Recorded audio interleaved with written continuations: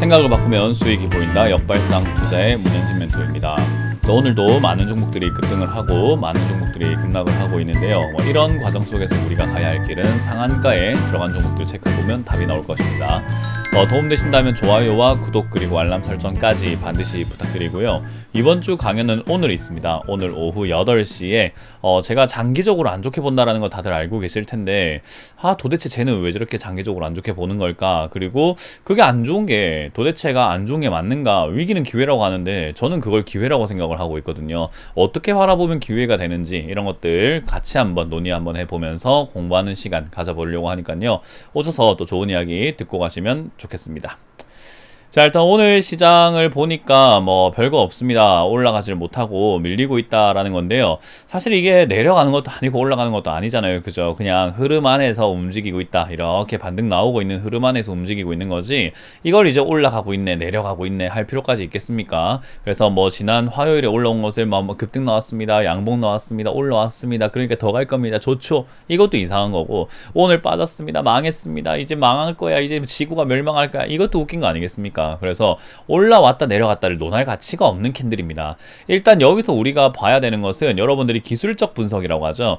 기본적 분석은 아무래도 정성적인 내용들이 될 겁니다. 그러니까 예를 들어 가지고는 기본적으로 회사 재무도 봐야 될 거고, 시장을 볼 때는 역시나 경제 지표라든지 인플레이션이라든지 고용 지표니 실업 지표니 이런 것들 지표를 보면서 앞으로가 어떤 식으로 될 건가 하는 그런 가치 분석을 우리가 기본적 분석이라고 하죠.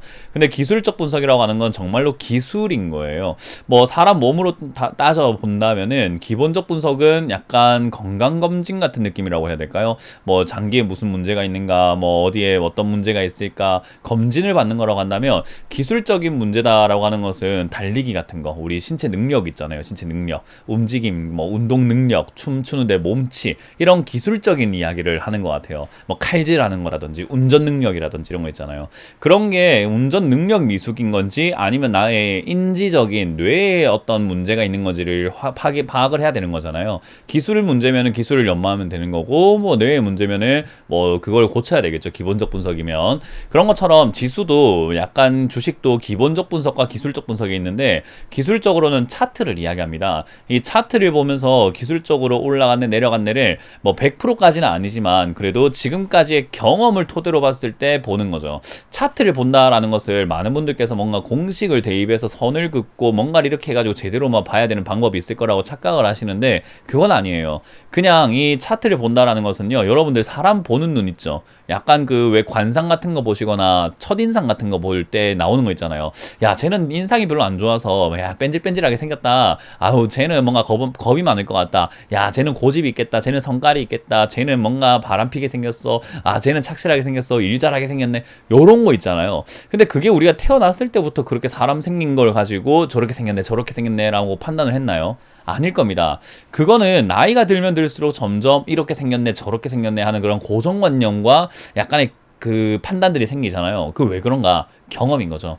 경험상 봤을 때 이렇게 생겼던 사람들은 나에게 이런 충격을 주거나 이러한 인식을 줬어 라는 게 쌓이고 쌓이다 보니까 이러이러한 사람은 이랬었어. 근데 그게 100% 맞는 건 아니에요. 뭔가 괜찮은 줄 알았는데 아닐 수도 있고, 아닌 줄 알았는데 의외로 괜찮을 수 있는, 그러니까 그런 변수는 있겠지만 그래도 우리가 경험에서 나온 것을 무시를 못하죠. 지금 이 차트가 그런 거예요. 차트는 지금까지 만들어지면서 여러 가지 캔들 패턴을 보여주었고, 캔들이 어떻게 만들어지면 어떻게 된다, 어떤 모양을 만들면 어떻게 된다, 이런 것들을 보여줬기 때문에 지금 현재 캔들을 본다 하더라도 우리가 예측할 수 있는 부분들이 있을 거고, 이렇게 되면 안 된다, 저렇게 되면 안 된다라는 것을 생각해 볼 수 있거든요. 왜 이렇게 혓바닥이 긴가? 왜 이런 설명을 하고 있는가? 오늘의 캔들에서의 느낄 수 있는 패턴은요, 갭입니다. 갭. 이렇게 갭이 떴다라는 거죠. 시가가 떴다라는 것을 갭이 떴다. 영어로는 차이라고 하죠. 갭, 공간, 사이, 차이 이런 건데, 여기가 갭이라고 하는 공간이 떠 있습니다. 요렇게 공간이 뜬 자리들은요 보통은 매우로 가버리는 경우들이 많아요. 쉽게 생각하면 터널 같은 걸로 생각하시면 되겠죠. 산이 있지만은 위에가 꽉 차 있고 아래가 꽉 차 있는데 여기가 공간이 비어 있으면 어떨까요? 드릴을 뚫고 쭉 내려가다 보면은 힘들게 뚫고 내려가다가 공간이 비어 있는 쪽까지 가면 어떻게 될까요? 뚝 떨어져 버리겠죠. 그런 것처럼 이 사이는 올라가는데 전혀 힘이 들지도 않았고 내려가는데 힘도 들지 않는 그냥 빈 공간이라고 생각해 버리는 게 좋습니다. 왜? 앞에도 보니까 비어 있고 여기도 보니까 비어 있는 걸 확인할 수 있죠.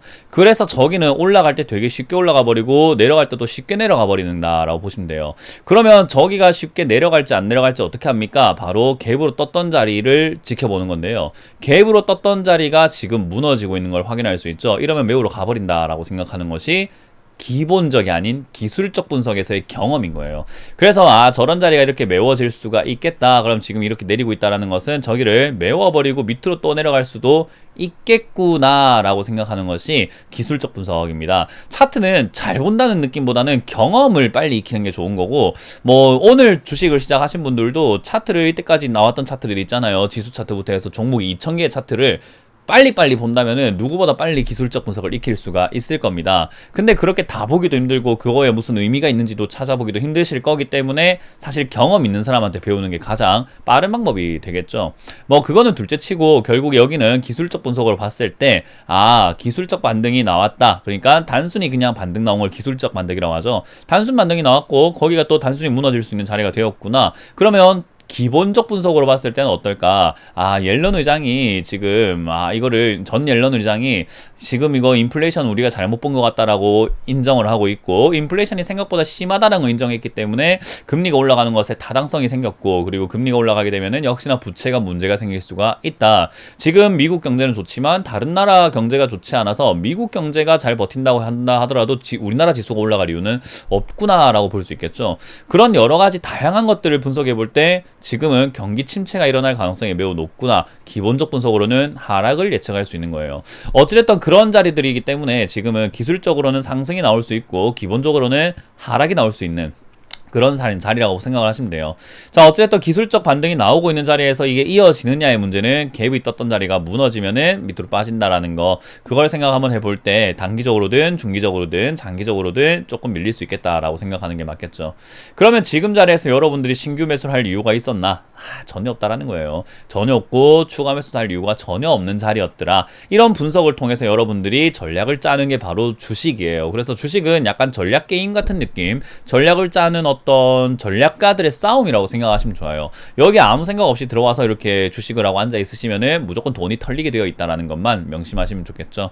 자, 어찌됐든 지금은 경거망동할 때가 아니라는 것을 우리가 생각해 볼 수 있고요. 오늘 급등 나오고 있는 것은 상한가에 3개가 들어가 있는데 뭐 스펙은 볼 필요가 없어서 빼버리고요. 2개 들어가 있다 생각하시면 되고, 10% 이상 올라오고 있는 기업들도 딱히 이렇다 할 만한 매력 있는 기업은 없어요. 우리가 N자 반등이라고 할 만한 기업들 조금 왔다 갔다 하고 있는 그런 부분들이 보여지고, 그 외에는 이렇다 할 만한 뭐 뚜렷한 매력이 있는 기업들은 전혀 보여지지 않더라라고 생각하시면은 좋을 것 같네요.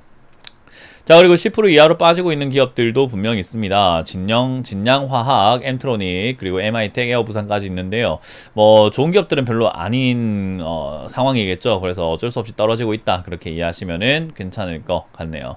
일단 에어부산 같은 경우는 유상증자 결정을 해가지고 또 밑으로 밀려 내려갔는데, 유상증자가 좋은 겁니까 안 좋은 겁니까 라고 하면은 사실 이런 거랑 똑같은 거예요. 문현진 멘토가 오늘 김영구 멘토님한테 돈을 2천억 빌렸다라고 예를 들어 봅시다. 그럼 좋은 겁니까 나쁜 겁니까 라고 했을 때, 김영구 멘토님 입장에서 2천억을 저한테 줬으니까 제가 들고 날라버리면 어떨까요? 안 좋은 거가 되겠죠. 근데 제가 그걸 가지고 열심히 일을 해서 뭔가 제 몸값을 더 올려가지고 정말 어떻게 돼가지고 일치월장에서 우리 회사가 엄청 커지고 4천억 5천억 가치의 어떤 뭔가를 만들어낸다면 어떨까요? 그럼 좋은 거가 되겠죠. 유상증자가 딱 그래요. 유상증자 한다, 2천억 규모로 한다라고 했을 때 2천억 규모로 했다라는 것 자체는 투자자들에게 2천억을 좀 달라라는 건데, 회사 입장에서 봤을 때 돈이 생겼으니까 좋은데 이 돈으로 뭐 할 건가가 이제 투자자들에게 있어가지고 좋냐 안 좋냐를 판단할 수 있는 거름이 되겠죠. 마찬가지입니다. 여기서 돈을 잘 쓴다면은 이후에 올라갈 수 있는 거름이 될 거고, 돈을 잘 못 쓴다면 주가가 하염없이 계속 박살나는 것은 인지상정이겠죠. 그래서 이거는 좋다 나쁘다를 판단할 수 없다 생각하시면 되고요. 어찌됐든 회사가 살아나려고 하는 거기 때문에 좋은 쪽으로 생각을 해보는 것이 맞다라고 생각하면 돼요. 그래서 장기적으로는 나쁜 건 아니다라고 봐야 되겠죠. 어찌됐든 지금 요거는 그렇게 밀리고 있는 거고요.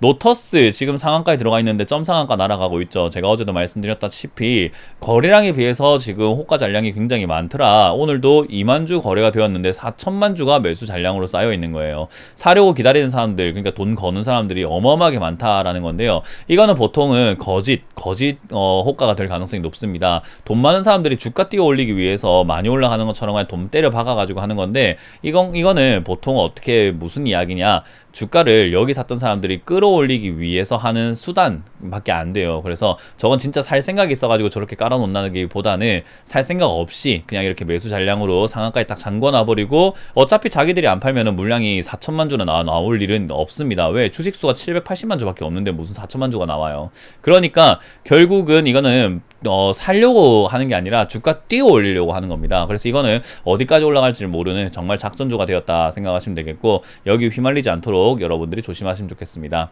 그리고 우린 PTS라고 하는 기업이 또 급등 나와 있는데요. 요거가 급등이 나온 이유가 무엇인가?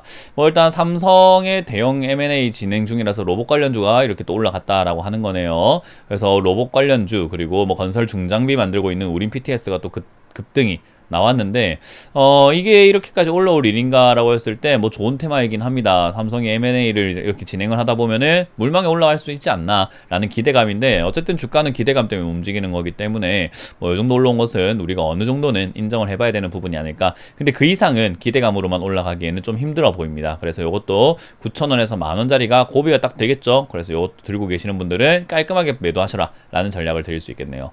자, 그럼 오늘 우리가 얻을 수 있는 것은 무엇이었습니까? 라고 하면 또 개별호재가 있는 종목 말고는 올라오는데 테마가 없더라 라는 거예요. 지수가 올라가려면 테마가 필요합니다. 우리가 흔히 말하는 방송에서든 전문가들이 이야기하는 주도주라고 하는 건데요. 그거 없으면 올라가기가 힘들어요. 아무래도 주인공이 있어야 드라마도 전개가 원활한데, 주인공은 안 나오고 우리가 흔히 말하는 엑스트라만 자꾸 이렇게 보여지면은 어때요? 드라마가 재미없어서 채널 돌리겠죠.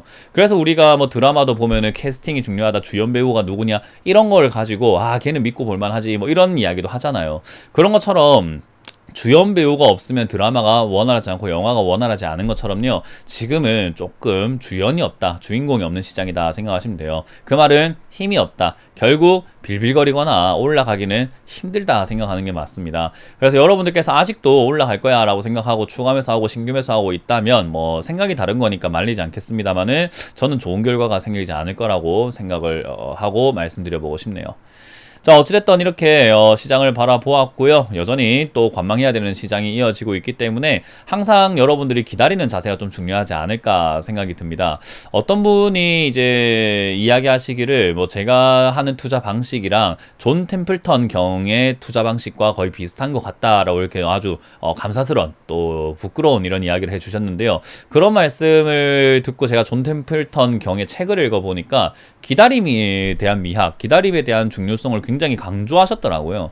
그래서 저는 여러분들께도 마찬가지로 말씀드리고 싶은 것은 기다려야 된다라는 거, 기다리는 거가 좋은 기회를 잡기 위해서 기다리는 거지 그냥 하염없이 목 빠지게 기도하면서 기다리는 게 아니잖아요. 그래서 여러분들께서도 조금 기다리는 것을 즐겨보는 거 어떨까라는 그런 전략도 한번 드려볼 수 있을 것 같습니다.